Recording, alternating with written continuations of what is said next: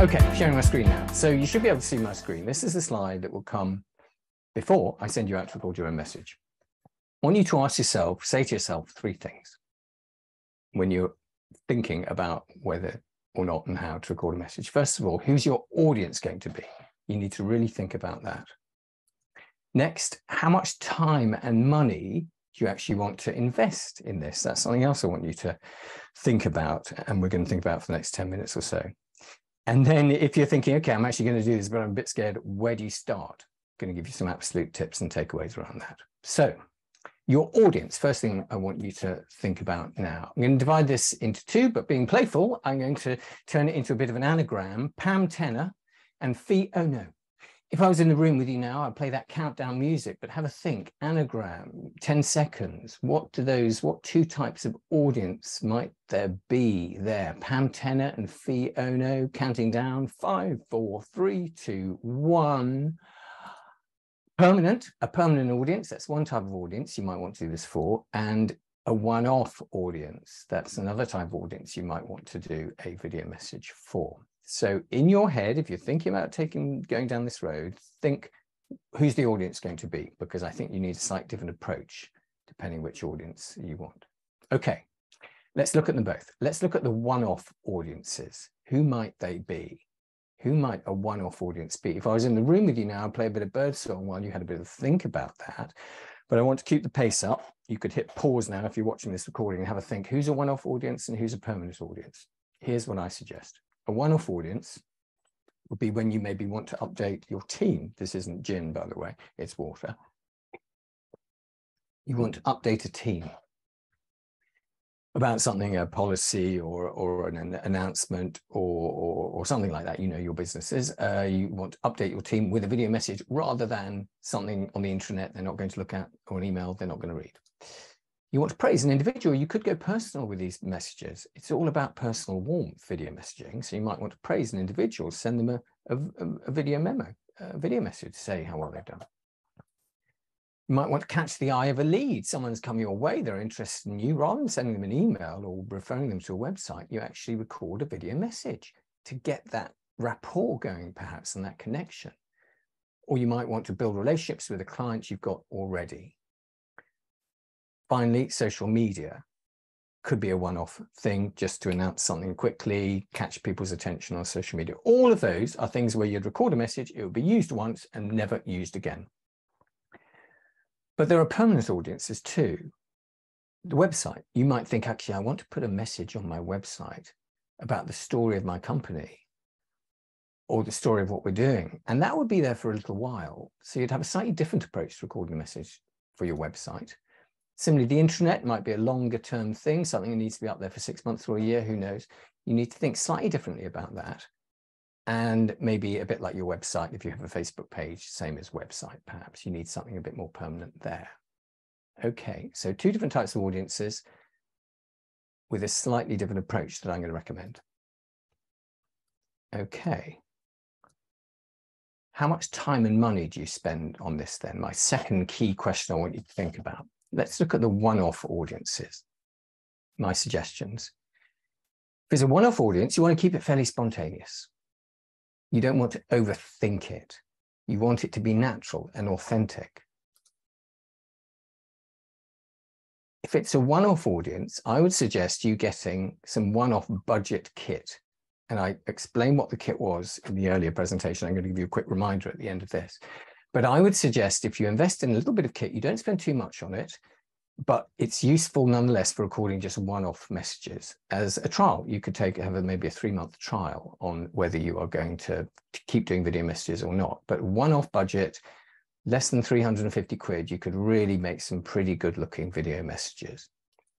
One-off audience, you might want to set a target. You might want to say to yourself, okay, you know what, I'm going to do this video message thing, but it might work for me, it might not, it might get a bit of pushback. You could say, well, I'm going to do this for 3 months, I'm going to do 12 videos. Set yourself a target is a suggestion. Keep things spontaneous, invest in a little bit of kit, but not too much, and set yourself a target. Now, permanent audiences, a slightly different approach. I wouldn't think about putting a message on your website until you've done the one-off audience bit first and got used to what works for you and what doesn't. Because it could be that you feel you're just not comfortable doing this, but a member of staff is, and that gives you time to explore those ideas. But you want to spend a bit longer thinking about a message for example, your website. If you're recording a permanent message for your website, for example, you might want to get a sense check. What do I mean by that? I mean, have the idea, the concept, what's going to be in this video message, check it with a colleague, check it with your partner, record it and play it to someone, just to say, how does this actually come across? I still do this with some of my workshop material with my husband. I just run through this stuff and get his opinion. It can be very helpful indeed. And the third thing, by then you would know your kit. So I suggest the first thing you do is get a bit of kit and play with it, basically. But then once you're feeling confident with it, then it's time to perhaps think about a more permanent video message approach. Okay. So we've thought about the audience, we've thought about how much money and time this might actually take you. Let's think now about where do you start? And again, a bit of a game here. This applies to all audiences. Got some things on the screen here. Are they a do or are they a don't? Are they a yes or are they a no? Here comes the first one. Do you write a script? My suggestion is no. You want this to be natural. It's not a memory test. So I suggest you don't actually worry too much about writing a script. But in the second question, do you jot down some notes in advance, frame it, think about what the key thing is you want to say in this message, whether it's to a colleague or a client or a staff meeting? Yes, you do. You clearly want to think about it, just in the way I've thought about this presentation. But even if it's a 90-second message, you want to think about what's the point of the message. Third example, something you might want to think about. Where do you start? Do you stand in front of a window? No, that moved over to the no very quickly, didn't it? You want light in front of you, not behind you. You don't want to be a silhouette. If you're in front of a window, you'll probably be a silhouette. Next question. Do you just keep going until you nail it? You might record one, fluff it, do it again, keep one, do another, keep going, keep going. My suggestion, no, you don't actually. I have a ceiling of about 5 or 6 takes. If you haven't got it by then, go away, do something else, come back, because then you get tongue-tied and flustered and worried about the time. So I wouldn't keep going until you nail it. I'll just give it a few attempts and then stop and come back to it. Next question, do you demonstrate something? This could be a big yes. If you're thinking, oh, I don't know what to do with my hands. I just feel a bit silly in front of the camera, the phone. If you use this as an example to say, I want to say, hello team, I want to show you this new piece of kit we've got here. It's fantastic. Look, I'm doing this, it can do that. That is a great way to justify the video so much and make it animated and interesting. And in fact, I'm doing some work with a client at the moment who want me to look at all their press releases, and I sent and help them on the summing things up much more clearly for their intranet. And what I printed off all the press releases, and in a video message to the staff I'm going to be training, haven't met them yet, I sent them a video message to try and engage them the same way I did with you. I actually held up a bunch of, I haven't got them to hand, but the whole bunch of the press releases to say, I've looked at all your press releases, gave me something to do, and it helped them realize that this was actually quite an interesting thing I was going to share. So do demonstrate something if you can think of something to demonstrate. Do you aim for a duration? What do I mean by that? Do you think, oh, I'll just talk until I run out of things to say? No, I'll try and focus on, I think 90 seconds is a good length. Anything over 2 minutes, I think people might lose you. Or they might see, oh, this is 2.5 minutes and just not click and not want to watch in the first place. 90 seconds is a good length, I must say. So aim for that. Don't worry if you go over, but aim for it. And final question, do you think about the beginning and the end of your message in particular? The answer is yes. So that moves over there. You do. And as a news journalist, and I showed you that live broadcast outside the town hall celebrating that lovely gentleman's achievement being given his honor, didn't I? In that, I was very clear what I wanted to say at the beginning and the phrase I was going to use at the end.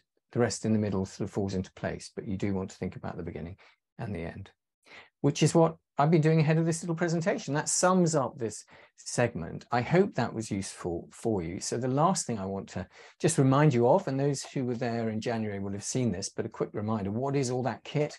The cheap, quick, simple kit you could get in to try this out for 2 or 3 months. Rode are a company that do good microphones.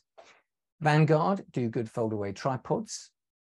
There's something called a gorilla tripod as well. You can attach to anything if you're going outside to record, for example. Pixel HK do good lighting, simple lighting that costs about 85 quid, I think, that light. And if you want to really ramp it up and go full green screen, then Selexon, I have my pop-up green screen, and all of that with the green screen comes into about 350 quid. So perhaps not a huge investment. So that really is it. I would love you to let me know how you get on. As I say, Sharon, we were talking about actually you sending me a video, me having a look at that. And that applies Jamie, Joe, and Andy too. If you want to record a 90-second video and send it to me, I'll happily have a look at it and we can have a chat about what works, what doesn't, and then you will have got some value of the session you weren't able to get to in Ascot. But do keep in touch. There are my details of how to. I'd love to hear how you get on. And if you have any feedback on whether this is a useful segment and is the sort of thing you had in mind when you flagged up I needed a bit more applicability, let me know. I'd love to hear from you. At which point I shall stop the share and say a very warm goodbye and let me know how you get on.